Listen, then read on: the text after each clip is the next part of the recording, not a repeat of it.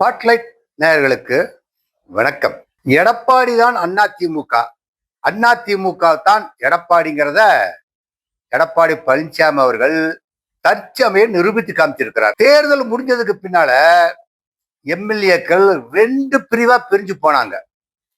ரெண்டு பிரிவா பிரிஞ்சு போனதுல 22 பேர் எடப்பாடி பழனிசாமி பக்கமும், 25 பேர் சி.வி. சண்முகம் அவர் பக்கமும், எஸ்.பி. வேலுமணி அவர்கள் தலைமையில அவங்கள ஒரு 25 பேர் பிரிஞ்சு போனாங்க.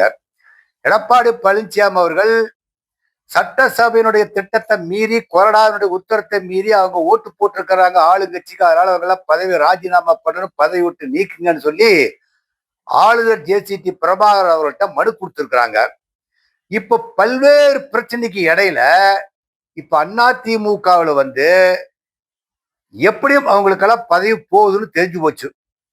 இதுக்குள்ள இந்த அவசரப்பட்ட பெருந்தர எம்எல்ஏ ஜெயக்குமாரும், மதுராந்தகம் தொகுதியினுடைய மரகதம் குமாரவேலும், தாராபுரத்தில் இருக்கக்கூடிய சத்யபாமாவும், அம்பாசமுத்திரத்தில் இருக்கக்கூடிய இசைக்கு சுப்பையாவும் 4 பேர் தங்களுடைய எம்எல்ஏ பதவியை ராஜினாமாவே பண்ணிட்டு போயிட்டாங்க.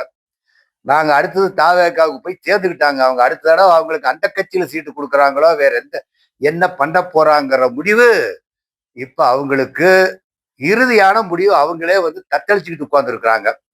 இந்த சமயத்துல 25 பேர் போனதுல 25 பேர் போனதுல 4 பேர் ராஜினாமா பண்ணிட்டு தாவேக்கால போய் சேர்ந்துக்கிட்டு அதிமுக இருக்கிற எம்எல்ஏக்கள்.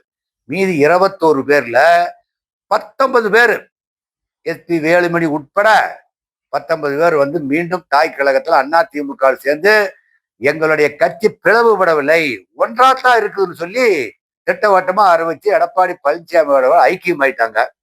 இதுல 2 பேர் மட்டும், இந்த விராலிமலை தொகுதி விஜய் பாஸ்கரும், மயிலம் தொகுதி சி.வி. சண்முகமும் 2 பேரும் இன்னும் இறுதி முடிவு எட்டப்படாமல் இருக்கிறாங்க.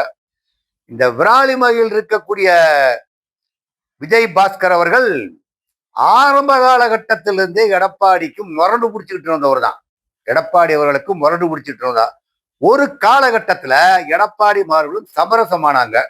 எடப்பாடி பழனிசாமி அவர்கள் தமிழகம் முழுவதும் சுற்றுப்பயணம் செய்கிறதுக்கு ராஜலட்சுமி பாடல் குழுவை ஏற்படுத்தி எடப்பாடிக்கு தனியா ஒரு பாட்டை எழுதி அந்த பாட்டை பாடுங்கன்னு சொல்லி ஏற்பாடு பண்ணவர் தான் விஜய் பாஸ்கர் அவர்கள்.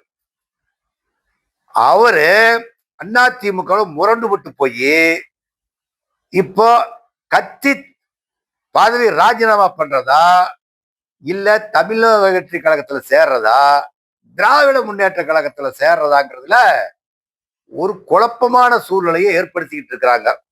இப்ப மயிலம் தொகுதி சி.வி. சண்முகத்துக்கு எடப்பாடி பழனிசாமி அவர்கள் தைலம் தொடங்கி முடிச்சு விட்டார். மயிலத்துக்காரருக்கு ஒரு தைலத்தை தொடங்கி, உனக்கு நமக்கு ஒத்து வராதியா, போயா வெளியே, நீதாயா முதல்லயே எங்கூட பிரச்சனை பண்ணிட்டு இருந்த ஒரு கூட்டத்தில் இருக்கிறபடி சேர தூக்கி அடிக்கிறக்கெல்லாம் வந்தாடியே, அதனால உனக்கு நமக்கு செட் ஆகாதுன்ட்டான். அவங்களே எஸ்.பி. வேலுமணி எல்லாம் பகையெல்லாம் மறந்துட்டு வாங்கன்னு கூப்பிட்டா இந்த 2 வர்றதுக்கு உண்டான சூழ்நிலை இல்லை. ஊருக்குள்ள போய் விராலிமலை தொகுதி மக்கள்கிட்ட போய், நான் அந்த மாதிரி இப்படி அதிமுகவுக்கு இருந்தேன், அதிமுக எடப்பாடி பழனிசாமி தப்பு பண்ணாரு, அப்படி பண்ணாரு, அவர் தொகுதி மக்கள்கிட்ட போய் சொல்லி உங்கள் நன்மைக்காக எது வேணாலும் செய்வேன்னு சொல்லி அவங்ககிட்ட மக்கள்கிட்ட கருத்து கேட்டேன்னு சொன்னாரு. என்ன கருத்து சொன்னாங்கிறது வெளியிடல. அதே மாதிரிதான் மயிலம் தொகுதி சி.வி. சண்முகம் போய் அவர் தொகுதி மக்கள்கிட்ட போய், நான் உங்கள் தொகுதிக்கு எல்லா வகையிலும் பாடுபடுவேன், எல்லா வகையிலும் நான் உறுதுணையா இருப்பேன், என்னால உங்களுக்கு எந்த பணியும் தடைபடாது, நான் உங்களுக்கு ஆதரவா இருப்பேன்னு சொல்லி அவர் பேசிட்டு ஒரு பேட்டி கொடுக்கிறார். ஆனால் அப்படி சொல்ற கருத்தை பார்த்தா மீண்டும் அதிமுகவுக்கே வருவது போல் தான் தெரிகிறது. ஆனால் அவர் வர்றதுக்கு இஷ்டமா இருந்தா கூட நம்ம எடப்பாடி பழனிசாமி அவர்கள் சேர்த்து கொள்ளக்கூடிய மனப்பாங்கள் இல்லை. அவர்தான் இத்தனைக்கு சி.வி. சண்முகம் தான் இந்த கட்சி 2ஆ உடைக்கிறதுக்கு சூத்திரதாரியா இருந்தார். இப்போ தள்ளாடி போய் உட்கார்ந்து இருக்கிறார் தான் சி.வி. சண்முகம். இப்போ அனைத்து அண்ணா திராவிட முன்னேற்ற கழகம் ஒன்றுபட்ட இருக்குது. நீ விட்டு போன 4 தொகுதியிலும் தேர்தல் வச்சாக்கா மீண்டும் அங்கதான் அதிமுக வெற்றி பெறுவதற்குண்டான வாய்ப்பு அதிகமா தெரியுது. 4 தொகுதியிலுமே அங்கதான் வெற்றி பெறுவதற்குண்டான வாய்ப்பு இருக்கு. ஏன்னா மக்கள்ல கொந்தளிச்சு போயிருக்கிறாங்க. அப்பதான் விஜயனுடைய அரசாங்கத்தை ஆட்டம் கட்ட முடியும். இவங்க எல்லாம் போனதுக்கு பின்னால பார்த்தா இப்ப 120 பேர்த்த கையில் வச்சுக்கிட்டு இருக்கிறாரு தமிழக வெற்றி கழகத்தினுடைய முதல்வர். அவங்க 120 பேர் காங்கிரஸ், கம்யூனிஸ்ட், விடுதலை சிறுத்தைகள், ஐஎம்இ, முஸ்லீம் லீக்கெல்லாம் சேர்ந்து வச்சுட்டு இருக்காங்க. என்னைக்குனாலும் இந்த கம்யூனிஸ்டுக்காரர்களும் இவங்களாம் வெளியுக தயாரா இருப்பாங்க. ஏன்னு சொன்னா 4 பேர் போவான்.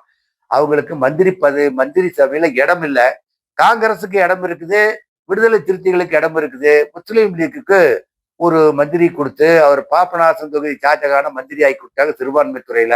இப்படி அவங்கெல்லாம் ஆதாயம் பெற்றிருக்கிறப்போ விஜய் அவருடைய ஆட்சிக்கு தலைக்கு மேல கட்சி இருக்கிற மாதிரிதான் இருக்கும்.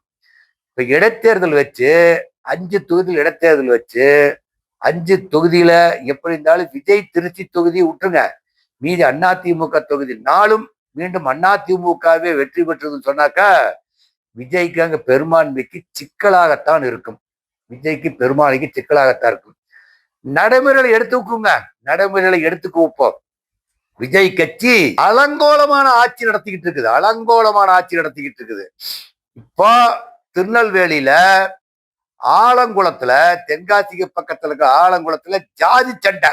ஒரு பிரிவினர் ரோட்ல போறவன வரவன வெட்டி பெண்களை ஆண்களை எல்லாம் பார்க்காம வெட்டிட்டான். ஒரு விழாவில் தட்டி வைக்கிற தகராறுங்க. ஒருத்தன் தட்டி வைக்கிறான், அவங்க பட்டியலினத்தை சமூகத்தை சேர்ந்தவர்கள் அந்த திருமணத்துக்கு உண்டான ஒரு நிகழ்ச்சிக்கு தட்டி வைக்கிறப்போ இன்னொரு பிரிவினர் போய் இந்த ஊருக்குள்ள தட்டி வைக்க கூடாதுங்கிறான். 2 பேர்த்துக்கும் கைகலப்பு ஏற்படுது. கைகலப்பு ஏற்பட்டா சும்மா இருக்குல்ல, எல்லாம் போறவன வர்றவனை எல்லாம் வெட்டான். என்ன இவங்க சட்டத்துல காவல்துறை விஜய் அவர்கள் கையில வச்சு கொண்டு என்ன செய்து கொண்டிருக்கின்றார்கள்? ஏற்கனவே பல்வேறு பிரச்சனை நடந்து போச்சு. இப்போ விஜய் இதுல கோயம்புத்தூர்ல அந்த பெண்ணை கொண்டு போட்டாங்க, திருச்சியில் அப்படித்தான் அந்த சம்பவம் நடந்தது. அவருடைய சொந்த தொகுதி பெரம்பலூர்ல ஒரு பொண்ணு பிரச்சனை தகராறாகி எல்லா பிரச்சனையாகி போச்சு. இப்போ தமிழகத்துல சட்டம் ஒழுங்கு சீர்குலைந்து இருக்குது. இப்போ தமிழகத்தை பொறுத்தளவுக்கு சட்டம் ஒழுங்கு இப்ப சீர்குலைஞ்சு சின்ன விண்ணப்பட்டு கொண்டு இருக்கிறது. இதே சூழ்நிலை நீடிக்குமானால் இந்த 6 மாதத்துக்கு மேல இந்த ஆட்சி நிற்கிறதுங்கிறது ஒரு சந்தேகமா தான் இருக்குது. எனி டைம் இப்படியே தொடர்ந்து கொலை கற்பழிப்பு. இப்போ அந்த பஸ் துறை மந்திரி போய் நீ சாப்பிட்டையா, நான் சாப்பிடாம கிடக்கிறேன்னு சொல்லி ஒரு அவநம்பிக்கையான பேச்சில தான் இருக்கக்கூடிய மந்திரிகள்லாம் செயல்பட்டு கொண்டு இருக்கின்றார்கள். ஒருத்தர் போய் குவாரி மூடுறாரு, ஒருத்தர் ஆஸ்பத்திரியில போய் கணக்கெடுக்கிறாரு, ஒருத்தர் கோயிலுக்குள்ள போய் லஞ்சம் கொடுத்து பிடிக்கிறாங்கிற மாதிரி ஒரு தகவல் எல்லாம் போகுது. இப்படியே இந்த நிலை நீடித்து கொண்டிருந்தால் விஜயினுடைய தமிழக வெற்றி கழகம் என்ன ஆகுதுங்கிறது தெரியல. அந்த சூழ்நிலை தான் இருக்குது. இப்ப எடப்பாடி பழனிசாமி அவர்களுக்கு நம்ம எடுத்துக்குவோம், உற்சாகமா இருக்கிறார். இப்ப எடப்பாடி பழனிசாமி அவர்கள் எத்தனை சோதனை வந்தாலும் நான் தாங்க தயாராகி இருக்கிறேன் என்று சொல்லி தற்சமயம் உற்சாகமாக இருக்கிறார். இப்போ அங்க 21 பேர், இவங்கெல்லாம் 19 பேர் வந்துட்டாங்க. வந்த பிற்பாடு எடப்பாடி பழனிசாமி அவர்களுக்கு ஆதரவு கரம் நீட்டுனால எடப்பாடி பழனிசாமி அவர்களை ஆட்டவோ அசைக்கவோ முடியாதுங்கிற அளவுக்கு தன்னுடைய நிலையை நிலைநிறுத்தி கொண்டார் எடப்பாடி பழனிசாமி அவர்கள். தான் ஒரு ஜாம்பவான் அப்படிங்கிறத இப்ப நடந்து இருக்கக்கூடிய அந்த ரெட்டல பிரிவு, அதிமுக பிரிவுல நான் ஒரு ஜாம்பவான் என்பதை நிரூபித்து காட்டிவிட்டார் எடப்பாடி பழனிசாமி அவர்கள். நன்றி, வணக்கம். இந்த வீடியோ உங்களுக்கு பிடிச்சிருந்தா லைக் பண்ணுங்க, கமெண்ட் பண்ணுங்க, ஷேர் பண்ணுங்க, சப்ஸ்கிரைப் பண்ணுங்க.